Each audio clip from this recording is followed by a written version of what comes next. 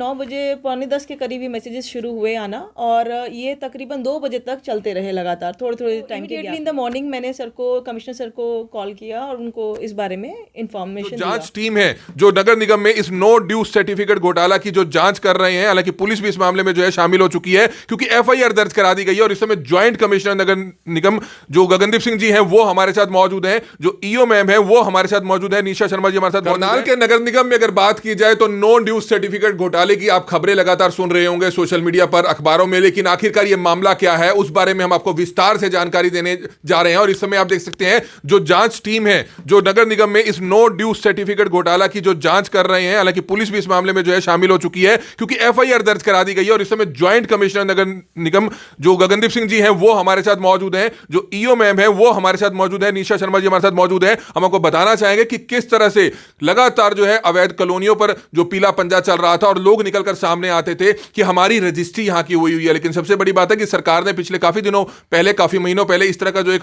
System जो है शुरू किया था कि अगर जब तक आप यहां से ओटीपी नहीं लेंगे और जब तक आप यहां से नो ड्यू सर्टिफिकेट नहीं लेंगे, आप यहां पर अपना जो टैक्स है वो यहां से नहीं भरेंगे तो आपकी रजिस्ट्री नहीं होगी। लेकिन उसके बावजूद भी रजिस्ट्रियां हो रही थी और इसी तरह की रजिस्ट्रियों की अगर बात की जाए तो 209 रजिस्ट्रियां जो है इस तरह की निकलकर सामने आई हैं। जो 209 जो नो ड्यू सर्टिफिकेट है वो किस तरह से लिए गए हैं, लेकिन सबसे बड़ी बात है कि आखिरकार वो कौन लोग हैं जिन्होंने इस घोटाले को अंजाम दिया। हर कोई चाहता है कि उस मामले की पूरी ईमानदारी से, गहनता से छानबीन होनी चाहिए। और इस समय जो ज्वाइंट कमिश्नर है नगर निगम गगनदीप सिंह जी वो हमारे साथ मौजूद है, उनसे जानना चाहेंगे। उन्होंने काफी जांच जो है यहां पर इस मामले में की है। सर, क्या कहना चाहेंगे? नगर निगम में नो ड्यू सर्टिफिकेट घोटाला के नाम से एक बात आ रही है कि आखिरकार वो कौन लोग हैं पर्दे के पीछे छुपा हुआ जो इस तरह से ओटीपी से जो है काम कर रहा था, किस तरह से नो ड्यू सर्टिफिकेट लोगों तक पहुंचा रहा था, क्योंकि अधिकारी इसमें अभी तक खुलकर सामने नहीं आ रहे हैं। लेकिन कहीं ना कहीं ऐसा हो सकता है कि तहसील या नगर निगम का कोई ना कोई शख्स शामिल हो सकता है। लेकिन जांच की जाएगी तो सब कुछ निकलकर सामने आएगा। तो क्या कुछ जानकारी देना चाहेंगे? हमारी आप सभी से अपील सर से जानना चाहेंगे और हमारी आप सभी से अपील रहेगी कि जितने भी लोग इस वीडियो को देखें, इस वीडियो को ज्यादा से ज्यादा जरूर शेयर करें। जी सर, क्या कहना चाहेंगे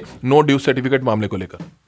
देखिए, ऐसा है, हरियाणा सरकार के द्वारा एक निर्णय लिया गया कि सितंबर 2020 के अंदर एनडीसी पोर्टल से ही नो ड्यू सर्टिफिकेट अटेन करके, ऑनलाइन सर्टिफिकेट अटेन करके आगे आदमी कंसर्न पर्सन अपनी रजिस्ट्री करवा सकता है। उसमें फिर कोई प्रॉब्लम्स, जैसे अब प्रॉब्लम फेस हुई, उस टाइम भी तो कुछ प्रॉब्लम आई होगी। तो 21 नवंबर से नगर निगम, कंसर्न नगर निगम हरियाणा के अंदर बीआई या कंसर्न ऑफिसर्स की ड्यूटी लगाई गई, जो कि अपनी टेम्परेरी प्रॉपर्टी आईडीज कंसर्न के लिए उसमें आप अप्रूवल में बेसिकली क्या 2 टायर सिस्टम है। 21 नवंबर के बाद पहले तो एप्लीकेंट अप्लाई करेगा, ओनर खुद भी अप्लाई कर सकता है और किसी और से भी अप्लाई कर सकता है, इसमें प्रोविजंस है सॉफ्टवेयर में।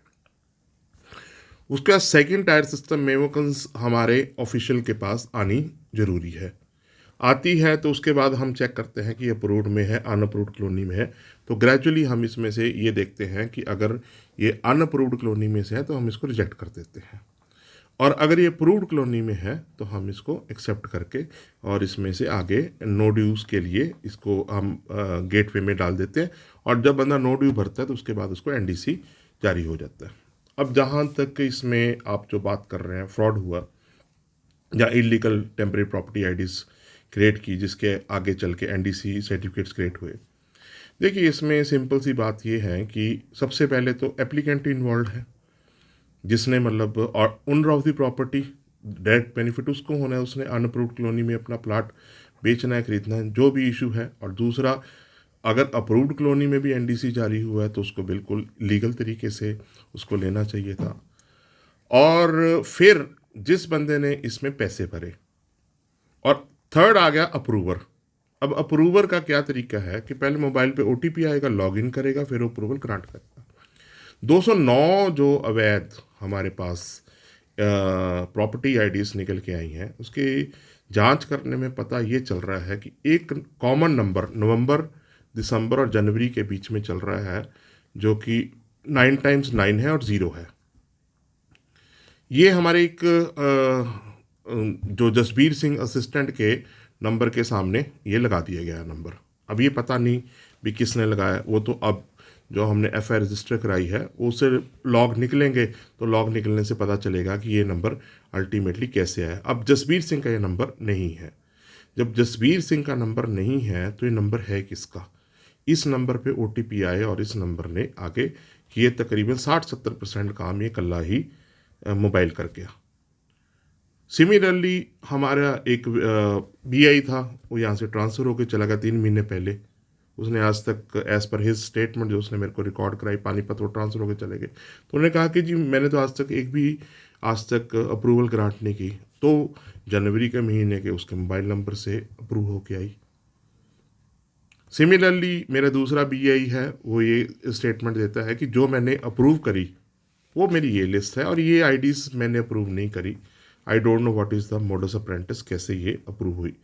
क्योंकि मैं आपके संज्ञान में लेके आना चाहता हूँ कि टोटल नंबर ऑफ़ एप्लीकेशंस ज़्यादा है। जैसे नवंबर के महीने में 200 से ऊपर है। उसके बाद कुछ एक्सेप्ट की गई, कुछ रिजेक्ट की गई, और 8 पे हमें डाउट है। 8 पे हमें डाउट है कि हमारे द्वारा ये बिल्कुल, जहाँ हमारे दफ्तर के द्वारा ये जारी नहीं किए गए NDC पोर्टल पे। सिमिलरली हमारे को 154 अप्रूव की गई, टोटल अप्रूवल की लिस्ट आ रही है NDC पोर्टल पे। 152 पे हमें डाउट है, 2 हमने अप्रूव करी है। और जनवरी के महीने में हमने, हमारे या किसी भी ऑफिसर ने इसको अप्रूव नहीं किया। तो उसके बाद मैंने कॉम्प्रीहेंसिव रिपोर्ट तैयार करके लर्नड कमिश्नर साहब को दी। और जैसे कि मैं आपको संज्ञान में लेके आना चाहता हूँ कि मामला तब सीरियस हो गया जब हमारे EO मैडम के पास रात को 2:30 बजे मैसेजेस, 16-17 मैसेजेस आए और अगले दिन तक भी रात को चलते रहे। तो हमें लगा कि कुछ ना कुछ गड़बड़ है, और गड़बड़ है तो फिर इन्होंने, मैडम ने कमिश्नर साहब के संज्ञान में डाला। उन्होंने इंक्वायरी मेरे को मार्क करी। इंक्वायरी में हम सीरियस हुए तो 15 दिन हमने कॉन्टीन्यूसली तहसील में भी गए, रजिस्ट्रियाँ भी लेके आए, हेडक्वार्टर से भी हमने डाटा मंगाया, जैसे हमने इंटरनेट प्रोटोकॉल एड्रेसेस मंगाए और भी अप्रूवर के नाम गए। काफ़ी डाटा हमने इकट्ठा किया, फिर उस डाटा को कंपाइल किया, स्टेटमेंट रिकॉर्ड्स करी अपने ऑफिशियल्स की, और रिकॉर्ड करने के बाद जो हम एक इस बात से बिल्कुल इनकार नहीं करते कि सॉफ्टवेयर हैक हो सकता है, कनाइवेंस और नेक्सस बड़े लेवल पे हो सकता है, और एक बहुत बड़ा गैंग इसके बारे में काम कर रहा है। और पब्लिक के लिए मेरा आपके मार्फत एक क्लियर कट मैसेज देना चाहता हूँ। जो पब्लिक रजिस्ट्री कराने के लिए इस तरीके का अवैध इलीगल मोड अपना रही है, उसमें ना केवल मतलब इसमें उनको फाइनेंशियल लॉस होगा, बल्कि फौजदारी के मुकदमे भुगतने पड़ेंगे। कल को हम इस रजिस्ट्रीज को कैंसिल करने के लिए तहसीलदार को लिखेंगे। पहले हम ये सारे के सारे NDC की लिस्ट बना के और अपने डायरेक्टर ऑफिस भेज रहे हैं, नोडल ऑफिसर NDC पोर्टल के पास, और उसको ऑनलाइन ये सारे के सारे कैंसिल कराएंगे। कैंसिल करवाने के बाद एक लिस्ट, क्योंकि अब जो अमेंडमेंट मेरे को तहसीलदार साहब भी बता के गए हैं कि रजिस्ट्री कैंसिल करने की पावर अब तहसीलदार साहब के पास आ चुकी है। हम ये सारी की सारी रजिस्ट्रीज कैंसिल करने के लिए तहसीलदार साहब के पास इसको भेज रहे हैं। तो इसमें अल्टीमेटली फौजदारी का मुकदमा ही पड़ गया। आगे लोगों ने ट्रांजैक्शन भी करी, और दूसरी बात, जिसने ये अवैध कॉलोनी के अंदर, अनअप्रूव्ड कॉलोनीज के अंदर प्रॉपर्टी परचेज की, उसका पैसे का ट्रांजैक्शन भी स्टक्ड अप हो गया। तो बिल्कुल हम आपको बताना चाहेंगे, सर के पास दोबारा चलेंगे, लेकिन एक खबर अपने आप में महत्वपूर्ण इसलिए है क्योंकि शहर में लगातार चर्चाओं का जो बाजार था 2-2.5 महीने से गर्म था कि नो ड्यूज सर्टिफिकेट जो एक घोटाला है वो कैसे और क्यों हो रहा है नगर निगम में। लेकिन जब इस मामले को लेकर बात की जाए तो इस समय नगर निगम की जो EO है, महिला अधिकारी हैं निशा शर्मा जी, वो हमारे साथ मौजूद है। इस बात का पता तब चलता है जब 28 जनवरी को लगातार इनके फोन नंबर पर रात के तक जो है 17 OTPs के जो मैसेजेस हैं कि आपकी जो है ये नो ड्यूज सर्टिफिकेट जो है हुआ है, इस पर काम हुआ है। तो तब जो है ये भी हैरान होती है, अपने सीनियर अधिकारियों के संज्ञान में मामला डाला जाता है, और तब जो है ये दोनों अधिकारी मिलकर जो है अपनी जांच रिपोर्ट में ये सारी चीजें जो है निकलकर सामने आती है, FIR दर्ज कराई जाती है, और ईमानदारी से जांच हुई, पूरी निष्पक्षता से जांच हुई, तभी जाकर जो है ये मामला निकलकर सामने आया कि अपने आप में ये नगर निगम के सॉफ्टवेयर को हैक भी किया जा सकता है, और कोई बड़ा गैंग जो है, बड़ा नेक्सस हो सकता है जो इस सब के पीछे होगा। इसमें कई लोग शामिल हो सकते हैं, तहसील के लोग भी हो सकते हैं, नगर निगम के भी लोग हो सकते हैं। ऐसा कहा जा सकता है, लेकिन जांच होगी तो सारी चीजें जो है निकलकर सामने आएगी। और इस समय जो नगर निगम की महिला अधिकारी हैं, ईओ मैम हैं, उनसे जानना चाहेंगे। निशा शर्मा जी, क्या कुछ बताना चाहेंगे? 28 तारीख को जो है आपके मोबाइल पर काफी एसएमएस आते हैं, जो आपको लगता है कि वो वर्किंग टाइम में आने चाहिए थे, लेकिन जब रात के 2 बजे तक आते हैं तो आप भी हैरान हो गई। क्या कुछ पूरा मामला है और क्या कुछ बताना चाहेंगे इस बारे में? हाँ जी, जैसा कि सर ने बताया, अभी रेगुलर रूटीन में भी मुझे मैसेजेस आते हैं ओटीपी जब भी कोई आईडी जनरेट की जाती है, तो वो एक रूटीन प्रोसेस है, क्योंकि आईडी जनरेट करने के लिए बीआई के लेवल पर या फिर प्रॉपर्टी टैक्स ब्रांच से अपने लेवल पर वो लोग जनरेट कर सकते हैं। उसके लिए मेरे पास सिर्फ उनका जनरेशन का मैसेज आता है, ओटीपी नहीं आता है। पर रात को, ये 28 तारीख की रात की बात है, 9 बजे पौने 10 के करीब ये मैसेजेस शुरू हुए आना, और ये तकरीबन 2 बजे तक चलते रहे लगातार, थोड़े थोड़े टाइम के गैप में। तो तब मुझे कहीं डाउट हुआ, क्योंकि 29 तारीख से मैं लीव पर जा रही थी 5 तारीख तक के लिए, 5 फरवरी तक के लिए। तो मुझे कहीं डाउट हुआ कि ये इस तरीके से जनरेशन जो मिडनाइट तक हो रही है, there is something wrong in it. तो इमीडिएटली इन द मॉर्निंग मैंने सर को, कमिश्नर सर को कॉल किया और उनको इस बारे में इंफॉर्मेशन दिया।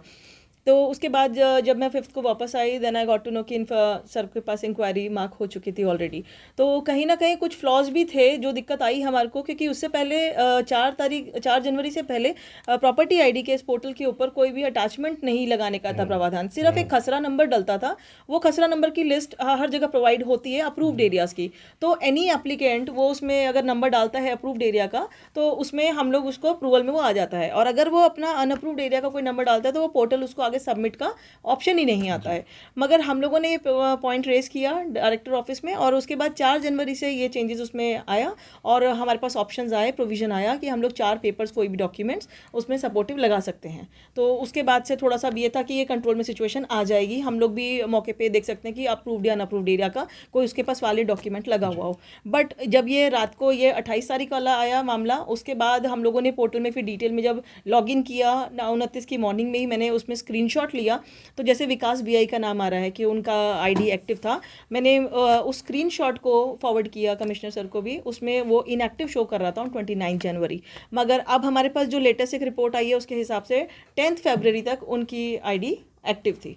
तो वो जो ये इनएक्टिव एक्टिव हो रहा है वो एडमिन की आईडी से हो सकता है, विच इज़ माय आईडी। मगर वो मेरे संज्ञान के बिना भी अगर कोई छेड़खानी हो रही है तो वो उसके बारे में मुझे कोई नॉलेज नहीं हो पाया अभी तक। अब 4 जनवरी का एक मुद्दा और सामने आया, जब हमने सारा ये रिकॉर्ड खंगाला कि कितनी हमारी एंट्रीज ऐसी हुई हैं, कितनी आईडी जनरेट हुई हैं। 4 जनवरी को मेरे खुद के पर्सनल नंबर से 2 आईडी जनरेट हो रखी हैं, मगर मेरे पास उसका ओटीपी नहीं आ रखा। तो वो मैंने एसएमएस जब चेक किया तो उसमें 4 जनवरी के रिकॉर्ड में कहीं ओटीपी भी नहीं है। तो ये फिर एक कहीं ना कहीं मामला इस चीज़ का आ रहा है, डाउट आ रहा है कि आप 4 तारीख को अगर आपके उससे आईडी से जनरेशन हुआ है तो ओटीपी मैंडेटरी था उसके लिए आना, उसके बाद ही लॉगिन करा जा सकता था। दैट मीन्स कोई पोर्टल के साथ ही छेड़खानी। तो इस तरह का जो पोर्टल है वो पूरे हरियाणा के लिए बना होगा, लेकिन ये मामला जो है करनाल में निकलकर सामने आता है कि इस तरह का जो है स्कैम करनाल नगर निगम में हुआ है, और जो भी शख्स है उसको सारी जानकारी है, कहीं ना कहीं नगर निगम से जुड़ी हुई, अधिकारियों से जुड़ी हुई, आपसे जुड़ी हुई, और वो अपडेट भी रहता है कहीं ना कहीं कि ये एक चीज़ हो रही है, ऐसी चीज़ हो रही है, तो इसको लेकर अपडेट रह रहा है। क्योंकि कहीं ना कहीं जो लोग हैं उनकी रजिस्ट्रियां कैसे हो रही हैं, वो तभी हो रही हैं जब ये फर्जी नो ड्यू सर्टिफिकेट जो है लिए जा रहे थे, ओटीपीज जो है इस तरह से जो है 2 नंबर में जो है इस्तेमाल किए जा रहे थे। तो आप चाहेंगे कि इस मामले की पूरी गहनता से छानबीन हो, क्योंकि कहीं ना कहीं जो आरोप हैं वो नगर निगम के ऊपर ही लगते हैं, लेकिन आपने काफ़ी अच्छी जांच की है, तभी हफ्ता 10 दिन चली आपकी इस जांच में सारा कुछ निकलकर सामने आया, लेकिन जो असली गुनहगार हैं वो जरूर पकड़े जाने चाहिए। सर्टेनली हम लोग यही एक्सपेक्ट कर रहे हैं कि पुलिस अपनी जांच को बहुत निष्पक्ष तौर पे कर हमारे आगे जल्दी से जल्दी लाएंगे, ताकि हमें भी पता चले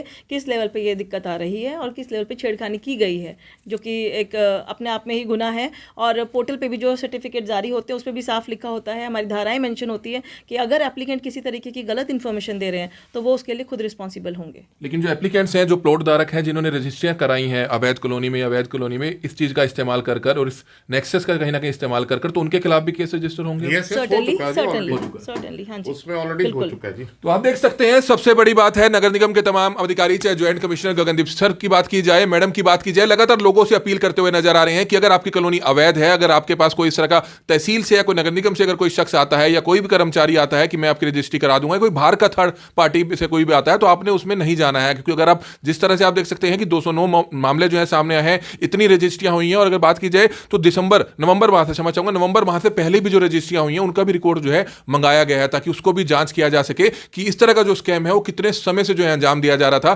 ताकि पूरी जो है आखिर तक पहुंचा जा सके कि कौन कौन लोग इस पूरे स्कैम के पीछे जो है जिम्मेवार हो सकते हैं। पूरी जो है निष्पक्षता से जांच हो रही है, पूरी गहराई से जांच हो रही है, लेकिन इतना जरूर है कि कुछ लोग शामिल जरूर है, लेकिन सिस्टम को हैक करके साइबर क्राइम जो है करके जो है इस घोटाले को अंजाम दिया जा रहा था, जिसको जब अधिकारियों को पता चला तो अधिकारियों को भी होश उड़े, जिसके बाद थाने में मामला दर्ज किया गया, अपने लेवल पे इंक्वायरी जुटाई गई, तो ये सारी चीजें जो है निकलकर सामने आई हैं। लेकिन सबसे बड़ी बात है कि वह लोग, गरीब लोग, चाहे जिन्होंने भी रजिस्ट्रियां अपने मकान की कराई, जिन्होंने अवैध कॉलोनियों में मकान लिए, लेकिन मामला उनके खिलाफ भी दर्ज होगा, क्योंकि कहीं ना कहीं वो भी इस क्राइम में शामिल जरूर हैं। और जब तक उन तक इंक्वायरी पहुंचेगी, उन्हीं के थ्रू पता चल पाएगा कि आखिरकार वो कौन लोग हैं जिनके थ्रू इन्होंने जो है इस तरह की जो फर्जी रजिस्ट्रियां हैं वो कराई हैं। सर, इस बारे में क्या कहना चाहेंगे कि वो लोग कहीं ना कहीं जानते जरूर होंगे कि किस तरह से उन्हीं की रजिस्ट्रियां हुई हैं, जिन्होंने नो ड्यूज सर्टिफिकेट जो है किस तरह से नगर निगम से लिए हैं, लेकिन उसकी फीस नहीं जमा कराई?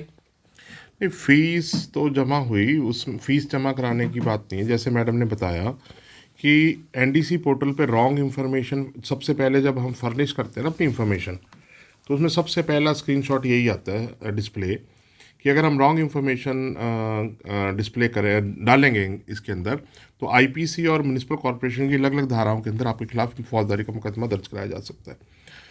अब ये पहली लाइन उस एनडीसी पोर्टल पे आती है, लेकिन फिर भी लोगों ने ये काम किया, बड़ी हैरानी की बात आती है। दूसरी बात क्या है कि अप्लाई किसने किया, प्रॉपर्टी धारक कौन है, प्रॉपर्टी जिस जो ओनर है प्रॉपर्टी का, उससे एप्लीकेंट तक पहुंचा जा सकता है, एप्लीकेंट से जाके अप्रूवर तक पहुंचा जा सकता है, अप्रूवर से जाके बड़े नेक्सस जो भी गैंग इसके ऊपर काम कर रहे हैं उससे पहुंचा। और ये तो बड़ी बात नहीं है ये, क्योंकि इसमें बेसिकली क्या है, ये एक आईटी का सिस्टम इन्वॉल्व है। और जो हम समझते हैं कि जो एफआईआर रजिस्टर कराई है उसमें आईटी एक्ट भी लगवाया है हमने, और साइबर क्राइम है ये बेसिकली। और इसमें मेरे को लगता नहीं बहुत टाइम पुलिस अथॉरिटीज़ को लगेगा, और जल्द ही मतलब कल्प्रिट तक, जो एंड पॉइंट तक पहुंच जाएंगे जी। तो बिल्कुल आप ये तस्वीरें देख रहे थे, इस समय ज्वाइंट कमिश्नर नगर निगम करनाल गगनदीप सर जो है हमारे साथ मौजूद थे, जो मैडम है ईओ हैं निशा शर्मा मैम, वो हमारे साथ मौजूद थी। लेकिन सबसे बड़ी बात है, इस पहली बार ऐसा देखने को मिला है कि एक सरकारी कार्यालय को जो है किस तरह से उसके सॉफ्टवेयर को हैक कर लिया जाता है और किस तरह से एक बड़े घोटाले को अंजाम दिया जा रहा था। लेकिन खुलासा तब होता है जब रात के 2 बजे तक जो है 17 SMS जो है जो OTP से संबंधित होते हैं, वो मैडम जो ईओ अधिकारी हैं उनके पास आते हैं। तब वो जो है कमिश्नर मैम सर के पास सामने बताते हैं, ज्वाइंट कमिश्नर के सर के साथ बताते हैं, और तब जाकर जो है इस मामले में एक टीम का गठन किया जाता है, जो अपने लेवल पे तो जांच करते ही करते हैं, बल्कि पुलिस में भी जो है एफआईआर दर्ज करा दी गई है, थाना सिविल लाइन में एफआईआर दर्ज हुई है। हमारी आप सभी से अपील रहेगी कि जो भी लोग इस वीडियो को देखें, इस वीडियो को ज्यादा से ज्यादा जरूर शेयर कीजिएगा, और निश्चित तौर पर इसकी जो जांच है वो जब तक निकलकर सामने आएगी उसमें पता चल पाएगा कि आखिरकार कौन कौन लोग इसमें कसूरवार है। लेकिन जिन एप्लीकेंट्स ने, जिन प्लॉट धारकों ने इस तरह की रजिस्ट्रियां कराई हैं, उनके खिलाफ भी जो है एफआईआर दर्ज की जा रही है। हमारी आप सभी से अपील, जो भी लोग इस वीडियो को देखें, इस वीडियो को ज्यादा से ज्यादा जरूर शेयर करें। Kamal media, Karnal breaking news, Karnal.